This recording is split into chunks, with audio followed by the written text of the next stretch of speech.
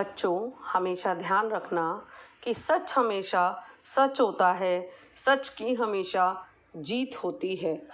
वक्त ज़रूर लगता है सच को सामने आने में, पर बुराई की हार निश्चित होती है। नमस्कार बच्चों, मैं निधि अग्रवाल आज आपको काव्यखंड का तीसरा पाठ सत्य कविता का तीसरा काव्यांश पढ़ाऊंगी। यहाँ पर कवि कहना चाहता है कि सत्य ही हमारी आत्मा की आंतरिक शक्ति है। सत्य के बिना हमारा अंत निश्चित नहीं है। सत्य के महत्व को दर्शाते हुए कवि यहाँ पर कहता है, कविता की पंक्तियाँ कुछ इस प्रकार हैं। यदि हम किसी तरह युधिष्ठिर जैसा संकल्प पा जाते हैं तो एक दिन पता नहीं क्या सोचकर रुक ही जाता है सत्य, लेकिन पलटकर सिर्फ खड़ा ही रहता है वह दृढ़ निश्चय ही अपनी कहीं और देखती दृष्टि से हमारी आँखों में देखता हुआ अंतिम बार देखता सा लगता है वह हमें, और उसमें से उसी का हल्का सा प्रकाश जैसा आकार समा जाता है हम में। बच्चों, प्रस्तुत काव्यांश सत्य कविता से लिया गया है और इसके कवि हैं विष्णु खरे। महाभारत के पौराणिक संबंधों और पात्रों के जीवन की सत्यता को स्पष्ट करता है यह काव्यांश।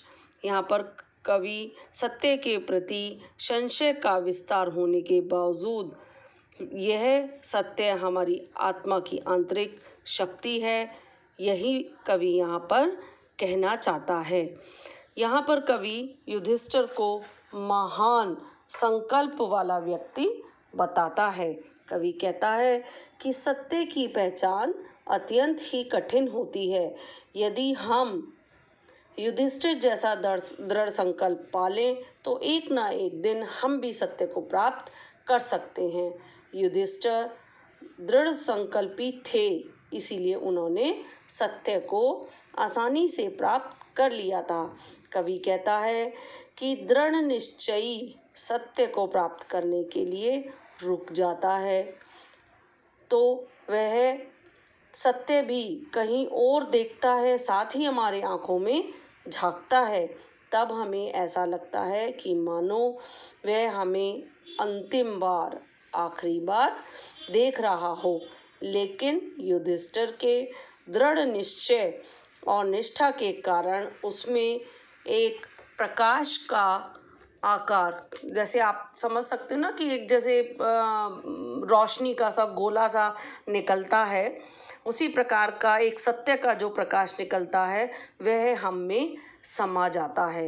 यदि हम सत्य को पाने की कोशिश करें, युधिष्ठिर की तरह दृढ़ निश्चयी हो जाएं, संकल्प लें कि हमें सत्य को प्राप्त करना है, तो सत्य का जो एक प्रकाश है वह एक गोले के आकार की तरह से निकलता है और हमारे अंदर मन में समा जाता है।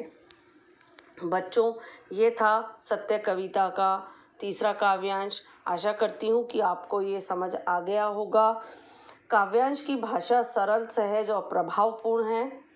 थोड़ा समझने में आपको लग रहा होगा, लेकिन जब आप इसको बार बार सुनेंगे और पढ़ेंगे तो आपको आसानी से समझ में आ जाएगा। युधिष्ठिर जैसा देखता सा और हल्का सा प्रकाश में उपमा अलंकार है। सत्य और संकल्प में परस्पर संबंध है। सत्य के महत्व का वर्णन किया गया है। बच्चों, मन में संकल्प होगा यानी दृढ़ निश्चय होगा, तभी तो हम सत्य को प्राप्त कर पाएंगे। तो ये था इस कविता का तीसरा काव्यांश। आगे का काव्यांश फिर पढ़ेंगे। बाय बच्चों।